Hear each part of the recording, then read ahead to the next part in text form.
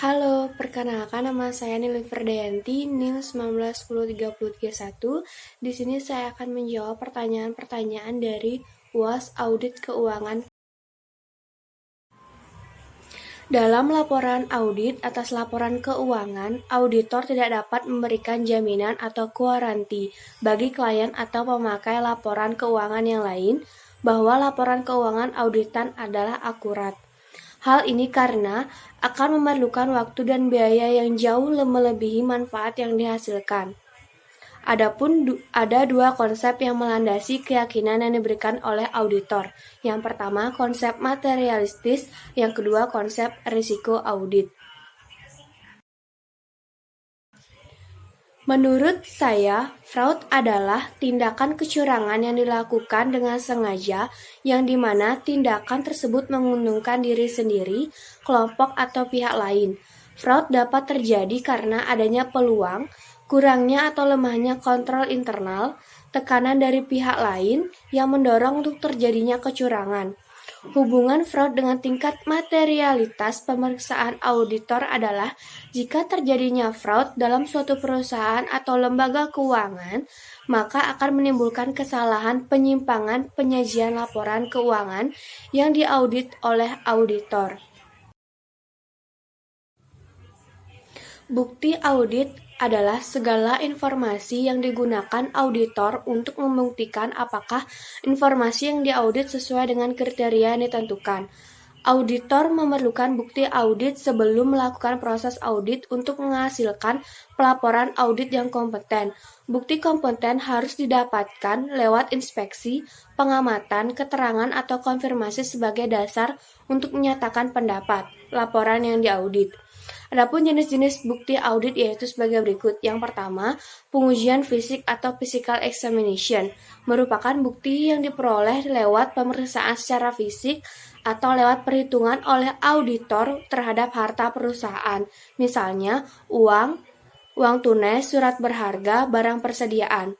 Yang kedua, konfirmasi merupakan bukti yang didapatkan lewat penegasan dari pihak ketiga sebagai jawaban atas permintaan informasi yang berkaitan dengan asersi manajemen dan tujuan audit. Umumnya, auditor lebih memilih konfirmasi tertulis karena mudah direview oleh supervisor audit dan memberikan dukungan kehandalan.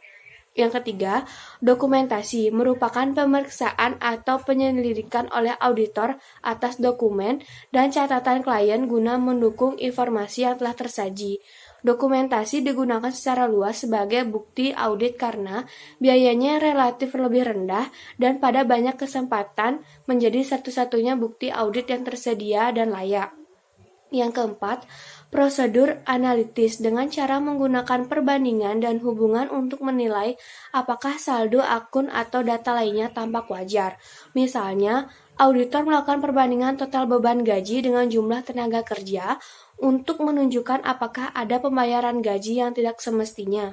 Yang kelima, wawancara dengan klien merupakan upaya untuk memperoleh informasi secara lisan ataupun tertulis dari klien yang menjadi bukti respon atau pertanyaan dari auditor. Yang keenam, perhitungan ulang merupakan pengujian atas keakuratan hasil perhitungan klien. Yang ketujuh, observasi merupakan penggunaan alat indera untuk menilai aktivitas klien. Misalnya, auditor melakukan kunjungan ke lokasi pabrik untuk mengamati proses produksi.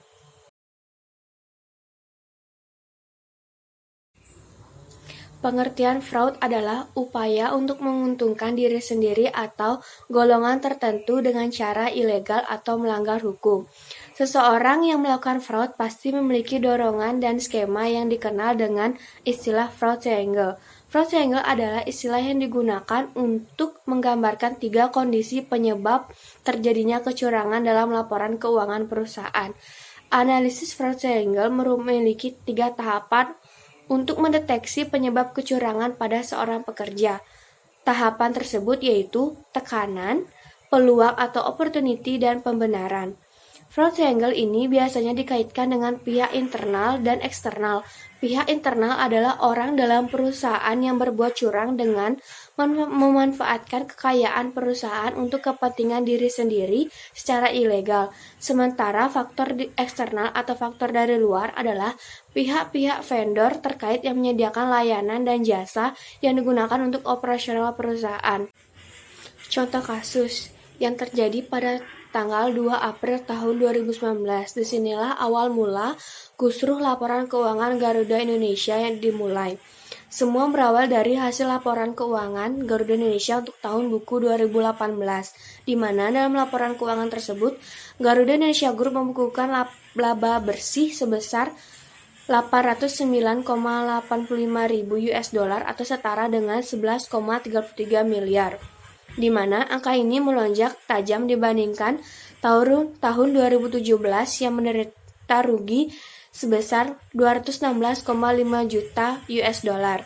Namun, laporan keuangan tersebut menimbulkan polemik lantaran dua komisaris Garuda Indonesia yakni Syahrul Tanjung dan Doni Oskaria yang saat ini sudah tidak menjabat, menganggap laporan keuangan tahun 2018 Garuda Indonesia tidak sesuai dengan Pernyataan Standar Akuntansi Keuangan atau PSAK, di mana kendati sudah melakukan pertemuan dengan auditor perusahaan berkode saham GIAA itu, namun Kemenq masih melakukan analisis terkait laporan dari pihak auditor.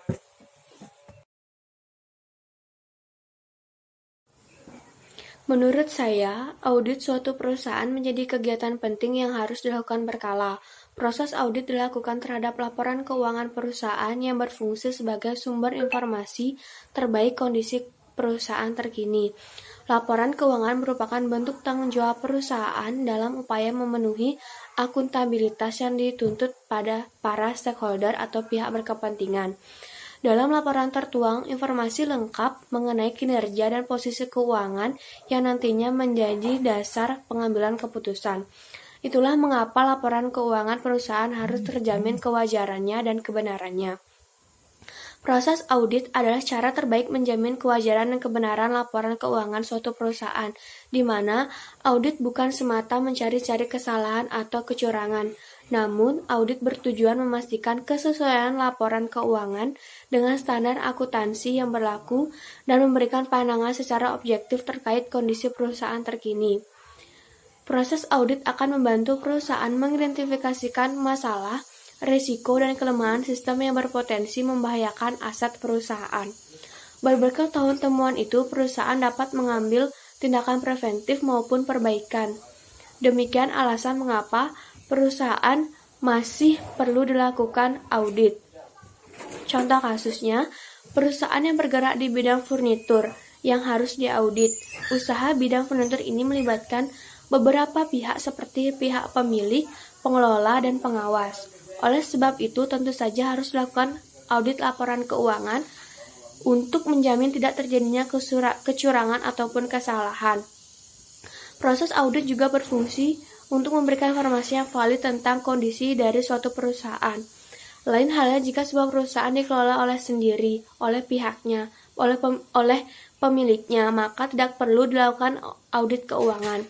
Jadi, apakah suatu perusahaan perlu diaudit atau tidak tergantung pada kebutuhan perusahaan itu sendiri. Demikian dari jawaban UAS audit keuangan. Mohon maaf apabila ada salah-salah kata. Terima kasih.